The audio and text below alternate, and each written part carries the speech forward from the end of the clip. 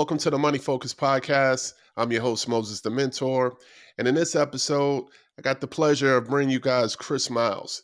He's the anti-financial advisor and also the force behind the Money Ripples podcast.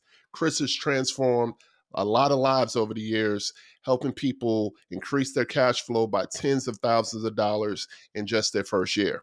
He's an advocate for financial freedom and peace of mind through alternative investments. That's key.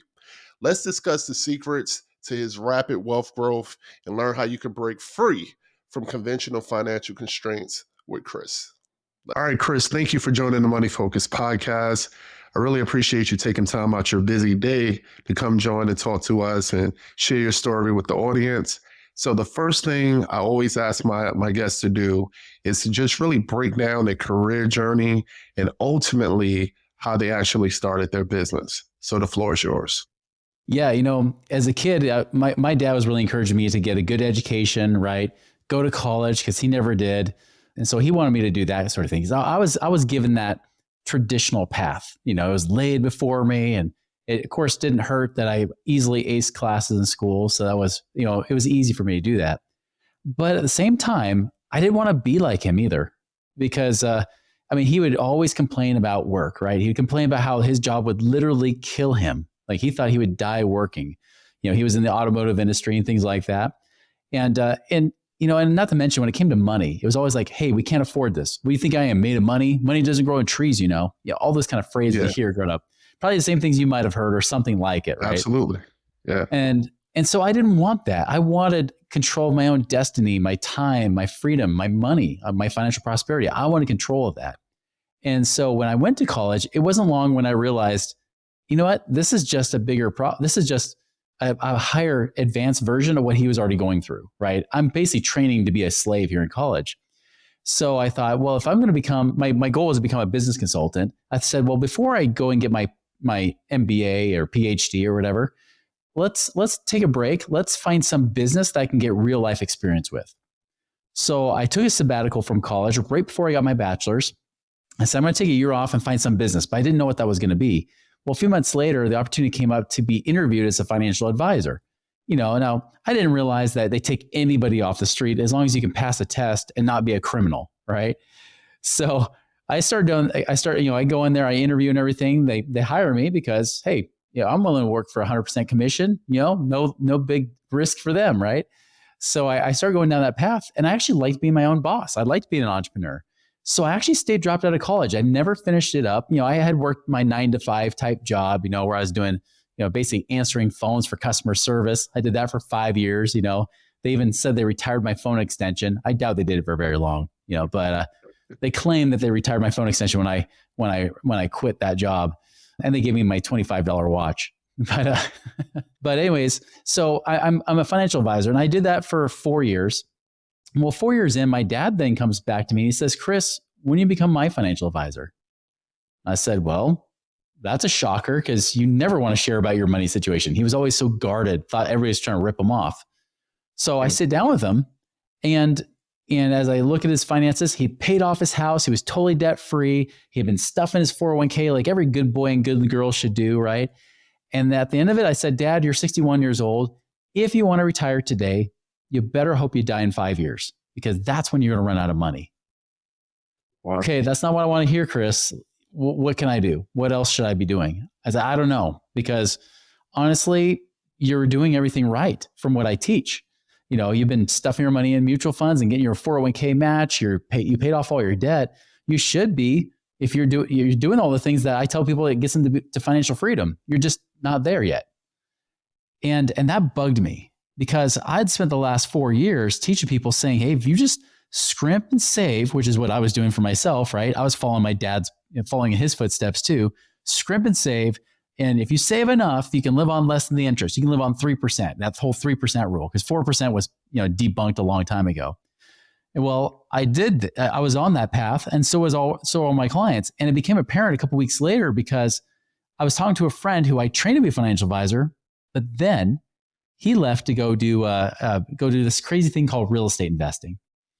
And so we're talking, and I'm thinking that he's going to be broke, and that he needs to come back to work for me again. Totally opposite response. He says, Chris, man, my life has been awesome. My dad has now doubled, and my dad and I have partnered on some deals, and we've actually doubled his income as a professor at the local university. I was like, you've only been doing this 4 or 5 months. There's no way. That's too good to be true, right? Because my little financial advisor brain can't handle those kind of results. It's got to take you 40, 50 years of sacrifice and toil to maybe never make it work. Well, they were making it work.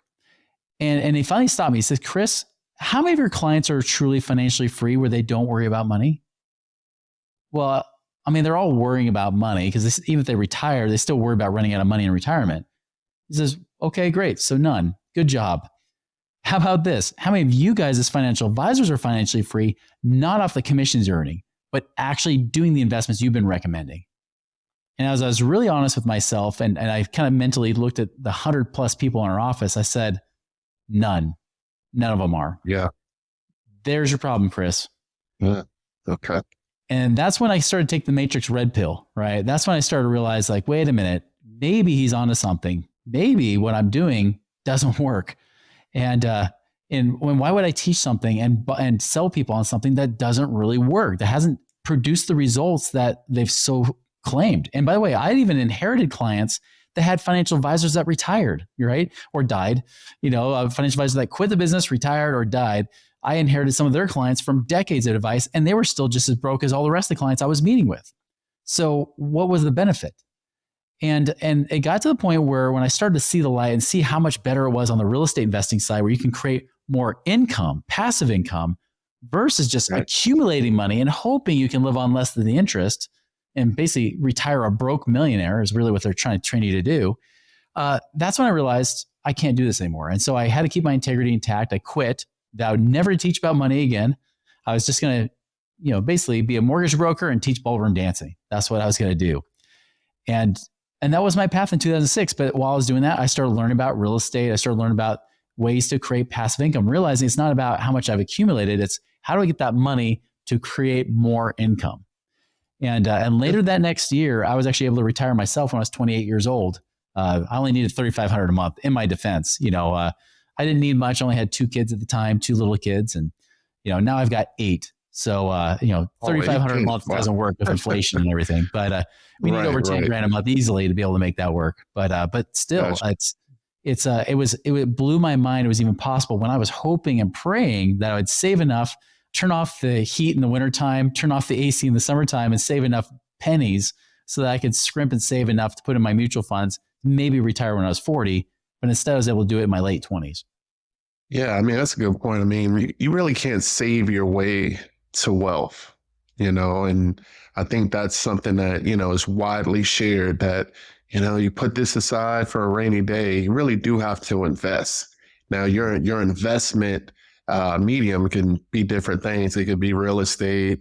It could be, you can be an active stock investor.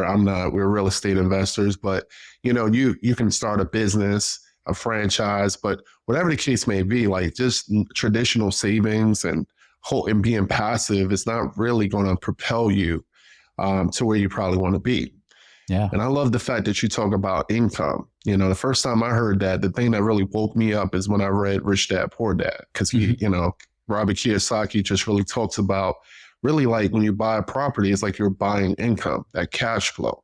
And once that cash flow meet or exceeds your operating, expenses in your home, it's like, hey, you really are free. Like you said, $3,500 was your number. So if 5,000 is your number, if 10,000 is your number, you can really work your way up to have that amount of income to where you can say, hey, work optional at this point. So that's right. I really love that. Yeah, you're absolutely right. Like it was hard for me to break out of that mindset. Because the funny thing is, as a financial advisor, I read Rich Dad, Poor Dad a couple times, right? And somehow I created the narrative, and so did everybody else in our office, that what he was teaching is exactly what we were telling people to do, right? But you read another one of his books that's less popular called Who Took My Money? And he rips mutual funds to death. In fact, that's the first book my friend recommended to me. Like he said, listen, Chris, when I asked him, I said, all right, Doug, his name was Doug. I said, what should I do? And he's like, I don't really believe you're serious. I don't think you want to know. I said, listen, you got me to admit that what I've been doing hasn't worked. Give me something. He's like, listen, if you're really serious, go find Who Took My Money by Robert Kiyosaki, and then go, listen to this AM talk radio show, because it's pre-podcast, right? These two real estate investors talking on the radio on these weekdays. And that's what I started doing. And that's when it's just like listening to podcasts like this, like it starts to chip away. And for a few months, I tried to make it work. I tried to have my feet in both worlds, and it just didn't work because in fact, the funny thing is, as a financial advisor, I made more money when I stopped going to financial advisor trainings and I started listening to the very things we're talking about today, because people said, oh, that rings true. That resonates. Because let's be honest, if financial advising really worked, right? And I think there's a lot of money behind this, just like pharmaceutical companies, right? Financial companies do not want you to know that they're not successful. However, the great news is that those companies do have stats if you really look them up. Like Fidelity. Fidelity, we know, is like the number one 401k provider.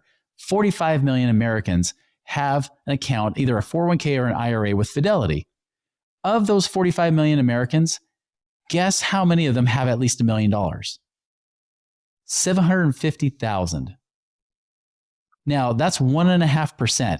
I can guarantee that baby boomers have been saving for decades, who supposedly, if they listen to Dave Ramsey, if you save $100 a month for 40 years, you'll have over $1 million, even though he miscalculated it. And he thinks you're going to actually get a 12% return in the market, which is bull. It's never been that way for a long period of time. Spurts, it's done that, right? But not in a long period of time. But they keep claiming it. But here it is. People have been saving for 30, 40 years, and they don't have $1 million, right? So 1.5% actually have $1 million. But then Transamerica did a separate study. It said of those people that had at least $1 million saved up, 35% polled said, quote, I think it'll take a miracle for me to be able to retire. A miracle. Those people all had $1 million or more. That means of the 1.5%, over 0.5% says they'll never be able to retire, right? So what does that mean? That means less than 1% think they even have a shot. That should be alarming to you. That's like if I were to go look up a restaurant to see if I want to eat there, I see 99 negative reviews with 1 star and then 1 5-star review, and I'm believing the 1 5-star review instead of the 99 bad reviews, right? That's what you're really doing. But again, people don't question it. Why? Because every financial advisor is incentivized to tell you to buy their crap. And they're paid by those institutions that are also paying for the commercials on every financial station you're on. They're basically bought out the entire industry to make you believe that this is the way. Unfortunately, it's not the Mandalorian way. It's not it at all. You're going to be broke as crap if you keep following their advice. And so the best way to do that is to go on the Main Street instead of Wall Street, go the Main Street route, which is investing in real assets that actually produce income producing assets. That's where I've found that there's tens of millions of us that have done that, where you have to really look hard in the other side, the people that save in their 401ks and IRAs, to find somebody who actually feels like they are truly financially free. I know this is not popular, so anybody who's listening to this, I get it. I don't personally contribute to a 401k. I made that decision, my wife and I, years ago, not to do it. The primary reason is that, I want to be in control of my money. Yes. I want to know that I'm putting it in the places that can actually materialize. And if it doesn't, then I can only blame me. You know what I'm saying? Like, I don't want to have to have this guessing game on where it's going. And also, the fact that if you just want to spread my money across a million different, stocks, what are you doing special? Diversification is just an easy way to mitigate risk, and that's not, I can do that, so I don't personally do it. And then for the people who have 401ks who have been, contributing year after year, and then depending on when they retire, the market might be on a decline. That's right. So you've been working all your life to get to this retirement stage, but then it's like, wow, we're going through a recession. So now your money is bottomed out. So I don't want that. Whereas if you had a rental property portfolio or you had a cash flowing business, it doesn't matter. It's like, that's your money. Every month over month, that money is contributing to your bottom line. So I just think more and more people need to, absorb the truth about it is that you need income to survive, income to replace your W-2 job, and not just, what the masses are doing. Like when you're doing what the masses are doing, it's a good chance you're doing it wrong. That's So exactly it. that's just the truth. That's just the hard truth. So It is. appreciate that. Well, I think 401ks are one of the biggest scams out there today, right? And like you said, it's probably not a popular opinion. I used to have a 401k, but what I really realized is that imagine you want to start a business with a partner, right? And this partner comes to you and says, listen, I will let you, let's go into business together, but you're going to finance 100% of this business. However, you're going to have limited voting rights. I'm going to have the ultimate decision-making in everything that happens, including if you can even take money out, if at all. And if you do try to access money from our company, I am going to penalize you and take some more money from you. And on top of that, if I decide that, that I want to change the rules and say, you know what, you can't touch this money till whenever I feel like, I can say that and you have no say in this matter. Would you ever go into that business partnership? That's exactly what you have with 401ks and IRAs. Exactly. Right. Like they can change the rules of when you can access the money without the 10% penalty. They also dictate how much you're going to get taxed because they put you in the worst tax bracket possible when you put money in 401k. And yes, even those that say, well, I'll still self-direct my IRA and invest in real estate. Well, that's better. But still, currently, you better hope you don't plan to retire before you're 60. So make sure that the vehicle matches your goals. If you want to retire before 60, don't get into something that says, no, you can't do it until you're 59 and a half or 60 years old or 62 or whatever age I decide at that time. And you mentioned this too. My dad, this is exactly why he had to spend another 10 years working until his 70s, until he was forced into retirement. Because a few years after I met with him, the Great Recession hit. So what had happened to his portfolio? It went down. But of course, the financial advisor is going to say, well, you're in it for the long haul. Just hang in there a little bit longer. It always goes up over time. Do you realize that from the height that it hit in 2000, March of 2000, the stock market there, it didn't recover until 2013. However, because even if you were invested in the S&P 500 because of fees, those people that I knew that just put money in did not see their money come back until 2015 before they finally said, now I finally got the money back that I invested before the year 2000 or when it hit the height in 2000. 15 years to then finally say, I got back to breaking even, but they didn't. Because with inflation, it cut it in half. So they really only had half the money. They lost half their money in those 15 years just waiting because the financial advisor says, well, don't time the market, just hold in. If it's that uncertain, if it's that unpredictable, why would you gamble your money there? Oh, because high risk creates high return? Come on. When did high risk, let's be honest here, high risk, the definition of risk is chance of loss. When did a higher chance of losing become a higher chance of winning? When did a 90% chance of losing become a 90% chance of winning? It never did. The math doesn't add up. 90% chance of losing means you have a 10% chance of winning, period. But they try to teach you to take these high risks because they want you to take all the risks. They let you take all the risks while they get the guaranteed fees taken out. The biggest reason that 401ks don't work is because they underperform even the stock market. They say over 85% of millennials surveyed right now, when they get their retirement, with their 401ks or whatever it might be, they pick over 85% of the time the target date funds, right? The fund that says, retirement date 2040 or 2055, 2060. They pick those funds. I went into Fidelity. I said, what's the real return of those funds? It underperformed the stock market by over 2%. And that's before the 0.75% fee came out. Jeez. So in reality, you lost 3% compared to the actual stock market. Here's the problem. The actual stock market's averaged just barely over 8% in the last 30 years. And this is comparing a low that it hit in 94 when it hit a recession to the height of the all-time highs it's hit now. It's still like 8.1% average. The problem is that if your 401k underperforms that market by 3%, what are you making, 5%? Oh, but Chris, I get the match. That's 100% return. No, it's not. Put 100% return in a retirement calculator. You'll find out you'll be richer than Bezos in 20 years. I guarantee your little piddly 10 or 20,000 a year will not make you richer than Bezos in 20 years in a crappy 401k. No, your real compounded interest return on that match only ends up being about 2 or 3% a year. So guess what? You underperformed by 3% a year only to have the match help make up for the bad performance. You're lucky to barely get stock market returns. If you were even thinking from that standpoint, you'd say, why would I even do the 401k in the first place? why I could go invest in a mutual fund and put in the S&P 500 and be just fine, and I would get just the same return, even with 100% match from my employer. That's the difference, is that you want that. Like what you're doing is get it in your control and then get it into places where you can actually control your rates of return and get better rates of return, more certain with less cash. I'm with you. I'm with you 100%. So you've coined yourself as the anti-financial advisor. So like, I don't know why. It's weird. How's that philosophy help shape some of your clients, needs or just, desires when it comes to money? Like, what are some of the things that you've instituted with them? Yeah, I'll give you a few stories. I mean, we've had hundreds of clients.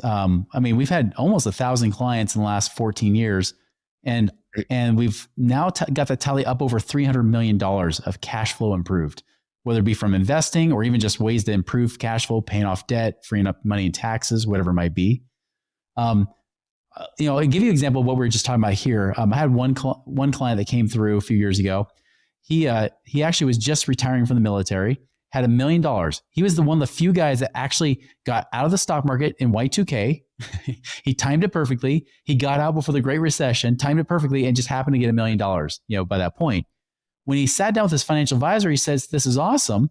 Luckily, you have your pension because you should only pull off 3% a year of your $1 million, which is $30,000 a year, right? That's below the poverty line, but that's what you're taught as a financial advisor. If the ones that are up to date will say 3%. Well, he said, this guy, Dan, he said, "No way. I can't live on $30,000 a year. That's ridiculous. Even with my pension, my government pension, that's not enough." So he started listening to podcasts like this one. He heard one that I was on. He says, I need to do something different. He started going the alternative space. And we don't ever raise money like capital to invest people's money. We're not investment advisors, but we are strategists and connectors. And so we have some companies that we've worked with, whether they're like turnkey real estate, lending and debt funds, could be, apartments, self-storage, oil and gas, whatever it might be. And so he decided to diversify a little bit. He bought some rentals, a couple duplexes that are managed by a property manager. He got into apartment syndication. He also got into some oil and gas syndications and whatnot. What was supposed to be $30,000 a year turned into $130,000 a year. And even it ranges between $100,000 and $130,000. And that's the difference. Like that's the key. He didn't have to have more money. It was just about how to get that money working harder for him. So you have to keep working hard to accumulate more money, right? Another guy is interesting because he had, I get a lot of Asian clients, and it's very common for Asian clients to be like the ultra savers, right? Like they are just fantastic savers. They probably end up being like Dave Ramsey. They actually end up being Dave Ramsey's poster children. And unfortunately, I'm not a big fan of Dave Ramsey. I'm a fan of what he's done for people that are, need Spendaholics Anonymous. Unfortunately, most people that listen to him, it's an echo chamber. There are already people that are doing the things he's recommending, but unfortunately it keeps them trapped. And so this guy, his goal for retirement was he was going to pay off his house, pay off his one investment property that he had. And that would give, I said, okay, if you do that, what will that do for you? And we looked at the mortgage payments. I said, well, you still pay taxes and insurance because those don't ever go away. Government always gets paid. So I said, really, you free up $4,200 a month. He's like, yep, the next 6 years, I'm just going to spend everything to pay off all my debt. And then I'll have that money, that $4,200 a month or $50,000 a year. I said, well, that's great. But here's the thing. I'm looking at your situation here. You've got equity in your house. You've also got a lot of equity in this investment property. And we talked about the equity from his house. But he's like, I can't do it. It's too scary. I was like, fine, don't worry about your house then. We'll get to that one later. Let's just talk about this investment property. He's like, well, I don't want to refinance it. I was like, I don't want you to refinance it either. What if you sold it and you got the equity out of it and then you use that equity to go invest and buy other properties that actually do cash flow? Because his cash flow was on that property, $200 a month, but it had $700,000 of equity. $700,000 equity for $200. Yeah. Like, his whole goal was, well, if I just pay it off, I got another $80,000 to pay off on this thing. Well, then it'll go up to $2,400 a month. I said, here's the deal. That $700,000, even if you only made 10% cash on that money, that's $70,000 a year. That still beats $2,400 a month. And it took a couple of years, and he finally did it. A few months ago, he emailed me. He says, Chris, just want to give you an update. I finally sold a property. You were right. I sold it. I bought 6 properties with that same equity that are now cash flowing over $100,000 a year. I said, see, that's a lot better than $200 a month, which by the way, he would still be at $200 a month to this date had he not done that. He would have a few more years before he paid off that mortgage. And that's the difference. Like you have to really get them to question everything that you've been taught by Dave Ramsey, right? And people like that say, just save into your mutual funds forever, pay off all your debt, and it's just going to work out. But the evidence does not show that. That's an excellent example of, why the Dave Ramsey method is really not optimal. Mm-hmm. Now, I would rather you follow Dave Ramsey if you're just you have no financial acumen, no desire, no control over your expenses, because at bare minimum, you can still work on getting rid of your debt, consumer debt. You just won't be great at wealth building. Right. Budgeting's great. Be saving, budgeting, saving, and paying down debt. But that's still a whole lot better than really what most Americans are doing, so I'll give you that. But when you are ready to take that next level up, you got to listen to guys like Kiyosaki. You got to listen to people like you, like me, because you can't grow wealth. I said this at the top of the show, by saving. It's that's just right. Really simple. I always use this as an example when I talk to people who are really just new to having a different money mindset. If the inflation rate under normal terms is 2 to 3%, right? That's normal. And that probably won't be the norm no time soon, right?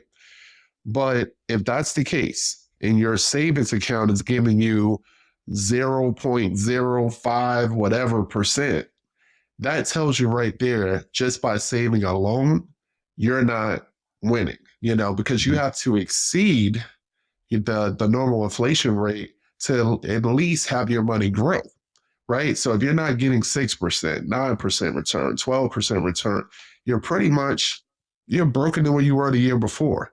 That's right. You might have $1,000 in your bank account, but that $1,000 is now worth $995, in the same, money year over year. So those are the things that are just really basic. And that's why I want to make sure I bring people on the show like yourself who can cover some of the basics, but also introduce some more advanced concepts that people can really say, oh, I can do that. Once I, get my debt under control, once I get my spending under control, I can utilize the excess cash that I have to put it toward income producing assets. That's really the goal. Absolutely. So. And it's so nice because I was just interviewing somebody from my own podcast. I have my own podcast called the Money Ripples Podcast. And I was just interviewing them today. They own turnkey real estate company. And I was kind of firing some hard questions because turnkey, like just rentals in general, people are scared because they're like, oh, the interest rates are so high, I don't want to buy it. But I told them, it's like, listen, like, look at the difference. People are all gung-ho about trying to buy a Tesla stock, which is extremely overvalued, right? Ooh, and it could drop like a rock if all of a sudden Elon Musk tweets the wrong thing, But you don't get that with real estate. You don't get that little bipolar crazy ex-girlfriend type of behavior from it, right? You don't get that with real estate. It's very slow and it's very certain. And that's why I said, I was like, well, you guys, everybody's like worried about, here's what I hate. I hate when people say, I'm a conservative investor. That's why I save in my 401k or my retirement plan. I was like, no, you're not. You're a comfortable saver. You're nothing. You're not conservative at all. Because if you were conservative, you wouldn't be gambling your money in the market the way it is with zero control, knowing nothing. I was like, I'm more conservative than you because I buy real assets. I buy something that I know won't go to zero. A property won't go to zero. And even when people say, what about the last Great Recession? Yeah, the one time in over 6 recessions that real estate actually dropped in value during that period of time. The other recessions either stayed the same or increased in value during that period of time. But people remember because of that recency bias, they think, oh, well, no, like real estate, it's going to tank. Guys, like if you're worried about anything tanking, look at what's at an all-time high right now, which is the stock market. That has room to tank. That thing's been overvalued. It has no logical reason to be as high as it is. Even my friends that are traders, I used to be a trader myself, by the way. I used to teach people how to trade stocks and options. No one wants to be in the market right now. They're like, no, it's just too, put very little money in the market if you're going to do anything at all because it's just too unpredictable right now. But real estate, I'm buying awesome. There's great deals right now and at the same time, I'm making great consistent cash flow that pays me month after month with tax benefits, which I can never get in the stock market, right? By the way, 401ks and IRAs, is not a tax benefit, it's a tax delay. They just push it to a later date so then you get taxed more, right? Because you don't have all the write-offs you had when you had kids. They're just doing that to basically screw you over. You get none of those kind of benefits in the market, but I get all those benefits like you do in real estate where, again, there's risk. It's not like it's guaranteed, but man, the chances of me losing all my money is almost nil. Very true. I mean, and even if I'm a cash flow investor, there in real estate, you do have some investors who buy for appreciation. I focus more on cash flow. If I get appreciation on the back end, it is what it is, right? But so for me, I'm not really concerned about if the property value tanks, because I'm buying the property. I bought it for a reason because I feel like it's a great rental and I'm getting my cash flow every month. And even if the value drops, the cash flow is not going to drop. It's not like rent is not going to go down. You know what I'm saying? Like, it's not going to dramatically drop. So my rent is still in play. I have a locked in mortgage. So that's my mortgage month over month. This is the rent I charge month over month. And the net difference after expenses is my cash flow. It doesn't matter what's going on. And especially if you're buying Ohio, right? I mean, Ohio is notorious for no appreciation. Like you buy a $60,000 property, they'll cash flow maybe, $800 a month. But you won't really see any appreciation, right? Yeah. I mean, I invest in the suburbs of Cleveland, so it's slight appreciation, but it's really not a little bit better. I plan on having these homes for years to come. I really do. Like my focus, my strategy, is I buy single family homes in the suburbs of Cleveland that are in high C, low B areas. So somewhere you would be perfectly fine having your family member live in, no issues. Bullet holes. No bullet holes, no vacant lots, nice, solid properties in decent areas.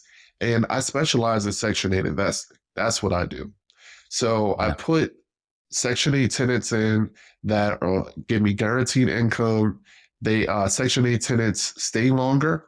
And I vet my Section 8 tenants, very well. You can still require a security deposit, background check, references. And I have my tenants in there and they don't leave. They love me, Well, it's so hard to get Section 8 approved, right? Like they don't want to leave, but they don't have to. They don't want to leave.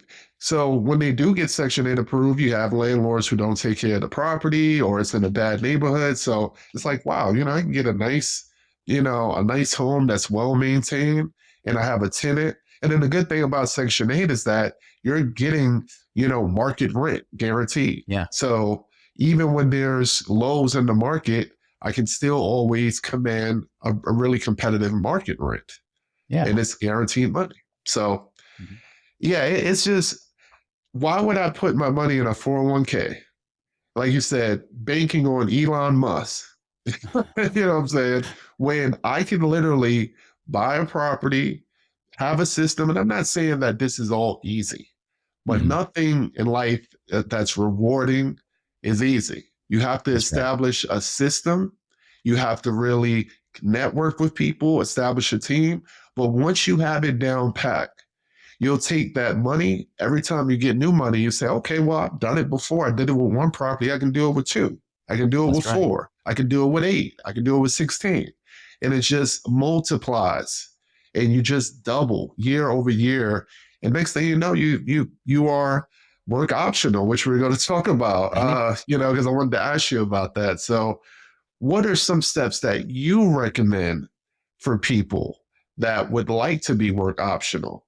Or just even start off by, defining what work optional is. It might sound obvious, but what is work optional to you? And what are some steps that you recommend people take to become work optional?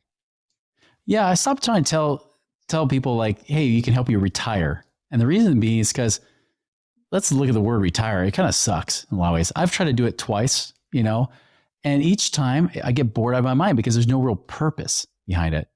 And so work optional is kind of nice because you work because you want to, not because you have to. Meaning that you have enough money, like you said in the beginning of the show, you have enough money to at least pay for your expenses, right? Now, it may not be a hugely comfortable life just getting barely to work optional. That's why I think there's a difference between financial independence and financial freedom. Financial independence means you're work optional, you just paid enough You get paid enough to pay your bills. Financial freedom means you get more than enough money to burn. It's almost like FU money, right? It's kind of like that. Yeah. So there's different levels and different definitions, but that's kind of what I mean by work optional. And that's really what it is. It's like, how do we, the one piece of advice I give you is get your money out of prison, which is ironically what we've been talking about, right? Because, we've been taught for our whole lives, save up everything, spend nothing, pay off your debt, save it forever, and hopefully you have something someday, right? Well, when you put your money in that 401k at the company, you can't get it out. Yeah, you can get out up to maybe $50,000 or half of your money, whichever's less, as a loan, but then they make you pay back every month. Usually not enough to even cash flow if you're going to try to invest outside. Your best thing is to get fired or quit your job and get that money out, right? So by the way, it's not a recommendation. I'm not telling you to quit your job or get fired, just so we don't get sued here on this show. Gotcha. But I mean, that's the point, is that if you put your money in a company 401k, it's locked up. Unless you're at least 60 years old, there might be what's called in-service distributions. But for the most part, you can't touch that money. It's in prison, right? It's locked up. And if the market goes down, I mean, yeah, you can say, well, I'm going to take my money out of the market. Yeah, but you won't, because usually when people take their money out of the market, it's usually after the market's gone down for a couple of years and then it goes up right after you pull your money and put it somewhere else, right? Sure. You can't time the market well because you get too emotional. So I tell people, it's like, how do we get your money liquid, right? How do we get, stop paying extra payments on your mortgage, like what was happening with my one client, How do we stop putting your money in things like 401ks and IRAs? How do we get that money liquid? And, even if it's a simple savings account, that's better place to hold it than trying to lock it up in a company 401k where you can't access it, right? And a lot of times I'll teach our clients about infinite banking strategies where you can store it there and you can make a higher return than 0.nothing% at your bank. But for the most part, it's getting your money liquid and then you can get it out. You can deploy it into places that do cash flow, into real assets. And that's a fun thing, is that just when you were talking about Section 8 tenants, right? The great thing is there are so many options in the real estate space that most people in America never even know is an option. Most people in America think you buy the house next door. That's your rental thing, or in the same town. But the truth is, you could buy it anywhere in the country, and there's hundreds of markets. So even if you live in a crappy market, and I say crappy markets like West Coast, anywhere in the West Coast stinks. In fact, I'm in Utah, and it still stinks out here. Anything in the western half sucks. Yeah. I look more out your direction to the Midwest and the Southeast, where I look for good rentals, right? So I'm looking out there. I'll find a turnkey company that will help me find those properties so I don't have to go searching for them myself, although I could. I don't want to spend that time doing it. I like my life without that kind of time constraint. And so I'll have them help me find the properties. I know exactly what the kind of cash flow I'm going to make before I buy the property and then decide to buy it. That's one option, but I also do other things to diversify. Like I'll have my money. I can do short-term hard money lending. I got paid 15% recently from a guy that was an apartment syndicator, needed to buy a few extra months because he was trying to sell the property. It was taking a little bit longer. He was cash strapped. I loaned him some money, got paid 15% a year on that money. I can also do debt funds, right? Where, people sometimes will just pool money together to go and invest. I basically invest in the investors, let them do whatever they want with it, make whatever profits they make, but they pay me a contractual return of 10, 11, 12% on that money. I can, I have a partnership right now with a guy that does raw land investing, where we buy the land at wholesale, sell it to people at retail on terms, so that we're basically becoming like the mortgage company, right? So that they pay us a monthly payment over the next 5 or 10 years. So far, I've invested $350,000 in the last 2 years in that deal, and it's cash flowing over $9,600 a month. Wow. So it's awesome. I mean, oil and gas, like you can actually lease land to oil companies, get paid rent, and get royalties from any of the drilling production that they do from natural gas, oil. By the way, natural gas is actually kind of a semi, green energy, right? Because people always say, what about green energy? I'll tell you, even Biden doesn't give a crap about green energy. He just gives you lip service so you want to elect him longer. But the truth is, they already know, even all the scientists, the most liberal scientists know that by 2050, only 10% of the cars will be running on electricity because there's not enough electricity to be able to go around and be able to get everybody driving. That's what it looks like, because a lot of these electric car company movements and stuff like that have slowed down drastically. So they're just riding a fad, right? And I'm not saying that. I think it's kind of cool that you have that option. I really do. And I'm from Oregon, so we're tree huggers, right? So don't get me wrong. I like the environment quite a bit. But just so you know, I'm saying this because oil and gas isn't going away anytime soon. and even if it weren't driving vehicles, majority is it from the products that you make. Sometimes You need it. when you go and eat out, you're pretty much using up oil and gas, for that very reason. So that's the thing, is like, there's so many different ways you can make money in real estate. That's not just like buying the rental in your backyard. Yeah, no, and you gave so many different ways to make money. I did have a question about like the hard money lending or the private Yeah. money lending. Are you able to use like the home as collateral still, or is it a non-recourse type of thing? Like, what can you describe a little bit? Like, if they were to default, like, what are your options at that point? God forbid, but Yeah, what's that's the why collateral? that's why the terms are so important, right? That's something I learned in the last recession. Is like, for example, I made it a rule, always your first position, which means it's like, when you have a mortgage, you're paying a mortgage payment, there's the first mortgage, and you might even have a second mortgage. Well, if you ever default on that, the first mortgage gets paid off first, followed by, if there's anything left, the second mortgage. Well, that was kind of my rule. I remember one of my family members, they went and did that, got their money paid back. They were very happy. They went to do another deal with the same guy again, but they didn't read the contract. He put them in third position. So they're the third of the pecking order getting paid back, right? Well, the deal flopped when the recession hit. They lost all their money, and there was no recourse because the property just wasn't worth enough. Like, it barely even paid anything back to the first position person, right? So, and the second person, I think, got screwed too. So that's what I mean, is like, so when you talk about, lending your money, yes, you do want to be on title for the property, just like the bank is. Do the same thing that just, when we talk about think like the bank, it's also invest like the bank. Banks, when they give you more money for your mortgage, they make sure that they're on title. They make sure that if you default, they get the property. Now, they don't want the property no more than you would want the property, right? You just want to get paid. So do banks. Yeah. But to have that extra collateral, and that's why I think first position is important. I also like to make sure there's equity in the property, just like a bank would do. Remember, banks don't like to give 100% loans anymore. They did that in the last recession. They got screwed.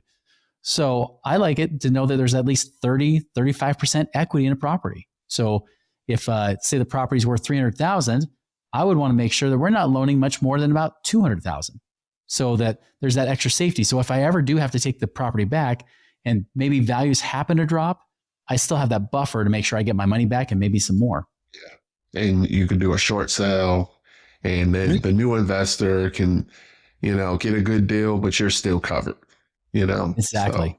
Because like you said, right. you're not trying to, you don't want the property, you want the money. So right.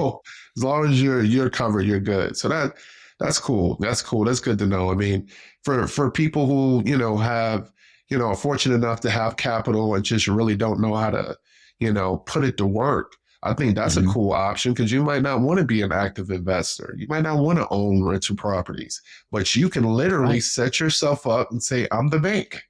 Hit me up if you need a loan, and be able to. Now, you'll have to learn some of the terminology so you can make sure that you are well versed on the process, but you don't have to be active. You can pretty much put your capital to work, get the passive income, wash, rinse, and repeat. So that's a great option. Yeah. So a few questions before I let you go. So you mentioned, it's called infinity banking, right? Or infinite banking, excuse me. Yeah. I've heard this from several, people on social media, different podcasts. Can you explain to the audience and to me, refresh my memory again, what the concept of infinite banking is? Like, as if we're a fifth grader. Let us know. It depends on who you ask. Most people, when they talk about infinite banking, here's what it simply is. The vehicle is a whole life insurance policy, right? Everybody's heard of term insurance, which is basically death insurance. You pay a premium into it. If you die, well, when you die, it finally pays out, but you get nothing while you're alive. Kind of like car insurance, right? You have to get in a car accident to actually use it. Well, whole life insurance has two components. It has that death benefit that you get if you die, but it also has this tax-free savings account as a part of it. And so what most people teach with infinite banking, again, there's a lot of varieties, and most of them I think suck, okay? Just to be perfectly honest. That's why I would, in some ways, agree with Dave Ramsey on when he rips on infinite banking, but not completely, because he's kind of closed-minded anyways. But most of the time, they'll tell you, hey, you're going to pay these high fees up front, but eventually, down the road, you'll have this cash, this tax-free savings account, this cash value growing over time that then can be used to, they'll say, you could buy a car with it. And then you quote unquote pay yourself back instead of paying the bank the interest. They'll say you can buy your own house with it, and then you can pay it back. And it might even be like a supplemental retirement income, like a tax-free retirement income. That really, those are half truths and a bunch of crap. Okay. For one, you'll find out that eventually you actually aren't paying yourself back. You still pay interest. You just pay it to the insurance company instead to a bank, right? But here's how I use it as an investor, because I was sold one of the policies early on, like in 2006. And by the way, I was a financial advisor, never heard of it before, but I trusted the guy.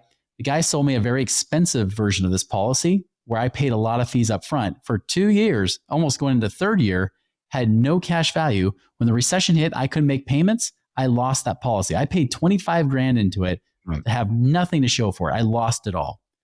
Here's how we do it differently now. And actually, we even do it internally. So I'm not just promoting because we do it. We're only doing it because insurance agents a lot of times are kind of crooks, not to rip on the industry, but sometimes they're not going to give you the best deal because they want to make money too, right? And that's how they make their money. I don't give a crap because I make money on my investments and it doesn't matter. So you can actually do these and design them in a way where those insurance costs go down and more goes to that cash from day one. Like when I put my money in for 2 years straight, there was zero cash in my policy. Now the way we do it, if you pay it from, pay the same kind of way, you would actually have of the money you paid in, you'd have over 80% of your money in that policy, probably 80 to 90% in there by that point. The reason being is we cut down the insurance costs as low as we can, which means we also cut down the agent commissions, right? We get them as low as they can possibly go. Here's where the real magic works as an investor, right? Now I'm going to kind of back out a little bit, go big, go back to 5-year-old again. Here's what you can do. You can make money in 2 places at the same time if you use it right. So for example, you have this money in this tax-free savings account. Now you could pull the money out, withdraw it just like you would a savings account, and then buy a property with it, right? You could buy like a Section 8 property. However, the other method you could do is you can get a line of credit against it. You can borrow the money. That means your money still stays there. It's still paying you like 6% tax-free in this account, right? But the money stays there. But instead, because the money is guaranteed, banks and insurance companies will give you a guaranteed loan. And you can actually get a line of credit from them. And you just go for wherever the interest rate's cheapest. You get it from them. So you take the money from them and then you invest that money. So it's kind of like when people do a home equity line of credit, when they take equity out of their house to go and invest. It's like that. But imagine if the home equity line of credit actually paid you interest too, right? Then you're actually able to make money in 2 places at once instead of just making whatever's left over. So that's the difference. And when you do that, you invest it, you take the cash flow from that investment that you're earning. So let's just say, again, you put $100,000 down to buy a property and say that property cash flows you, for easy numbers, $1,000 a month, right? Well, you're going to take that $1,000 a month, use that to pay back towards the line of credit. And as you pay the line of credit down, guess what? You can do it again. You can pull out the money again and invest it again. And so as you're always constantly like taking the money, using it, and then paying the loans down, and then using it again, paying the loans down, what happens? You end up, even if that was a 12% rate of return on your cash on cash return, you'll end up making at least another 1 or 2 or 3% more on top of it because they're still paying you compounding interest while you're only paying simple interest on the loan when you borrow it. So it's pretty cool strategy if you know how to use it right. Yeah, I've never heard it broken down that way, but I'm a fan of HELOC, so that connected with me when you described like, hey, you can use the equity or the cash value from a policy to get a line of credit. Then you use that to invest, and then you pay that down while you're getting interest on the original insurance line. So exactly. I haven't heard it. Normally when I hear about infinite banking, people are saying be your own bank. Yeah. Where you don't utilize another bank at all. It's like, hey, I'm borrowing against the cash value within my insurance plan. So I haven't heard the concept. Yeah. And that you described. That's the thing. You could do that, but it's kind of BS, right? Again, they only teach it that way because they're kind of ripping you off, right? Like there's a guy popular on YouTube. Again, I think the guy is awesome. Like I really respect him, but the insurance guys that he uses, I know that they never give people the best deal. And I actually was talking to one of my friend's brother who was just meeting with these guys. He's like, yeah, like they do an awesome job. I'm so excited. I'm putting in $10,000 and I'm going to have $7,000 from day one in there, which is better than normal whole life where you have $0 day one, right? And I told the guy, I was like, dude, how old are you? He's like, I'm about 30. I said, you're overpaying by $1,000 a year. You're getting ripped off. No, I'm sure I'm getting the best. No, I'll show you apples to apples. Showed him that, saved him $1,000 a year. The guy started raving. He's like, I didn't know. And I was like, of course you did, because these guys, they did a good job, but they still were like, well, we still need to make money too. So we'll just charge you a little bit more in insurance costs to make it a good deal, but just not the best deal, right? And they're the ones that always say, oh yeah, you pay yourself back, or, or use this instead of the bank. Here's the thing, as an investor, and you know this because you like HELOCs, right? As long as HELOCs, they don't, take them away from us like they did in the last recession, they're great. But I love leveraging cheap money. I love it. I will leverage the bank's money as long as I can. So, for example, like people are like, oh, with interest rates going up, did you use that to buy your new car? Because I got in a car wreck, totaled our car. And so we decided to buy a brand new car, which meant more money out of pocket, right? We're like, oh, did you use your policy? I said, nope, I didn't. I ended up getting a 3.9% 3-year loan on my car. And I love it because that 3.9% is definitely less than what I would pay in interest to the insurance company, because they would charge me about 6% interest, right? So I'm like, I'm going to go for that. And even if they were even, I would still take the bank money because that's money that's not mine, right? At least the life insurance, that's my money. So what do I use the life insurance cash for? I use that for things where the bank won't give me money or it's just not good terms. So I use it for things like the down payment of a house where they're not going to give me a mortgage for. I'll use it for things where I'm investing for hard money or whatever it might be, where I'm lending my own money out or whatever it might be that way. That's what I use it for. I want as much cash as possible to be leveraged that way. And then I'll leverage the bank's money for the cheap money I get from them for everything else. And the cash value, you can tap into that without any penalty. So it's nothing like a 401k. Yeah, you can get access 95% of whatever cash is in there at any time. Assuming with certain companies, some companies will put some restrictions on you. Like there's one company that they'll brag, and actually this company we write with too, Mass Mutual, for example, they have a product where you can have 90% of your cash in there from day one, which is better than most of them where it's like usually maybe 75 to 80% day one. But that 90% though, they lock it up for a year. So you can't touch it anyways. And then they charge you more over the life of that policy. So you end up getting ripped off over the long haul anyways. So I usually don't go that route, even though it looks sexy up front. It's actually unsexy on the back end. But yeah, like there's a lot of ways you can design it, but just having that cash, having that ability to use it. Oh, and here's the other thing too. Not only does it grow tax-free, comes out tax-free, just like a Roth, there is no 59.5 rule. So there are no 10% penalties. You can invest it however, wherever you want. And even better, when you do get a loan, the loan doesn't have to be paid back. They will charge you interest they charge you daily interest to total to be like 6% or whatever it is per year, depending on the company. But you don't have to pay monthly payments on that. So if you're trying to do like a fix and flip type of scenario where if you use the HELOC, you're going to still have to make the monthly payments. There's a little bit of expense there that you're floating. There's none of that with this. They'll charge you interest, but it's like a student loan and deferral. So you can pay it back however, whenever you want. The deadline, the balloon payment is due at your death. Because at your death, they will get their money back at that point. They'll take out the death benefit and then pay the rest of your family tax-free. So say that you had already borrowed out like $200,000 to use for deals, right? But you had $1 million death benefit. Well, what they're going to do is they're going to get paid back their $200,000 plus whatever interest you owed them, pay the rest of it, the $800,000 to your family tax-free. And as an investor, I know one of the biggest fears, and this comes up every time I go to a real estate mastermind, is how do I protect my money from lawsuits and creditors, any of that stuff? In most states, and almost all states in the country, it is 100% protected from lawsuits and creditors. They cannot touch it. You can have millions in there. They can't touch it. You keep it in your savings account. They can get a lien on it just like that. Just pull it out if there's a judgment and it's gone, right? But they cannot pull it out of your life insurance. So it's one of the safest places you can have it. Most guaranteed, and you're earning more than 0.nothing%. The guarantees are usually like 3 or 4% minimum guarantee, even though they've been paying almost, about 5.5 to 6%, even in low interest rate environments. That sounds great. I personally, I don't have one of those type of policies, but everything that you mentioned, I mean, it seems like a no-brainer. Last question on that, is there a minimum, like initial investment that you have to make when you open up these type of policies? It depends on how it's set up. The way we design it, we reverse engineer. So we don't even worry about the death benefit. We figure out what's the minimum death benefit needed to allow X amount of dollars to go in every year. So we figure out what's the max you want to be able to contribute. And then we reverse engineer to figure out that minimum death benefit. So say you want to put in a max of $25,000 a year, depending on your age and whatnot, right? Your minimum might be around $5,000, $6,000 a year or so, on that. So that's the guarantee. Now you could go lower. You don't have to do 25,000 a year. I wouldn't consider doing this unless you're putting away, whether you're saving your retirement plans or you're saving in savings to invest in real estate or whatever it might be. I would recommend doing at least 5,000 or 10,000 a year as a max, which means your minimum is like 1,000 or 2,000 a year. I'd recommend doing at least that much. If you're paycheck to paycheck, don't do this strategy.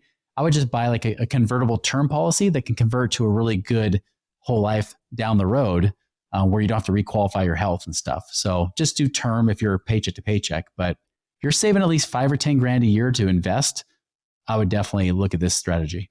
Well, Chris, you gave a wealth of information, and I really appreciate you. What final advice or thoughts that you have for the audience and that you would like to share? And then also, before you go, make sure to shout out your website, social media, and how we can best reach you. So the floor is yours. Yeah, you can find us at moneyripples.com. That's Money Ripples, not Money Nipples. You can also find all of our social media at Money Ripples. We got our Money Ripples podcast, anything Money Ripples. Last advice, I want to kind of, I really kind of want to reiterate what we kind of both talked about, right? Which is, if the masses have been doing something and it hasn't worked for years, why would you keep doing it, right? Like that's that definition of insanity. It's doing the same thing over and over and expecting a different result. Don't follow the masses because the masses are not financially free. Do what's worked for us, right? And that's the thing is that you want to follow people that have actually been there, done that, and still doing it today. That's the best model to always follow is find something that's proven to work. Doesn't mean it's guaranteed, but man, if I'm going to do anything, I'm going to take advice from anybody. I want to take advice from somebody who's not only done it for themselves, but even helped others do it too.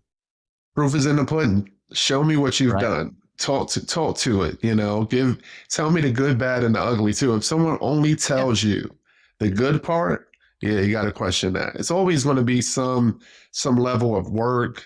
But again, it's all about the systems. That's right. Well, again, appreciate you. And I'm going to include all your contact information in the show notes. And really appreciate your time, Chris. We out. Same here. Really appreciate it. So, Chris, thank you again for joining the show and providing, tremendous insights. You definitely enlightened us, and you also challenged the wave of traditional norms that financial planners love to lay out. The way you guided people to success financially is very inspiring. So really appreciate that. And listeners, make sure to tap into Money Ripples. You can go to his website, moneyripples.com, or just add his podcast, Money Ripples Podcast, on all streaming platforms. Before you go, make sure to tap into my website, Moses the Mentor, and also go to YouTube and subscribe to Moses the Mentor as well. So until next time, keep grinding, keep opening your eyes to what's financially possible, and enjoy the rest of your day. Peace.